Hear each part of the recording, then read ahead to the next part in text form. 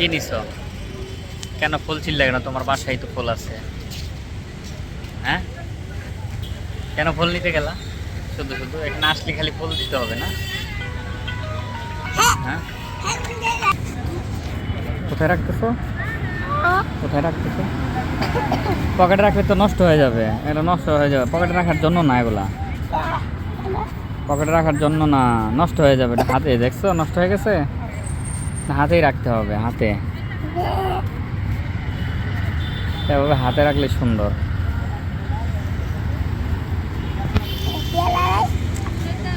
না না না, কেন?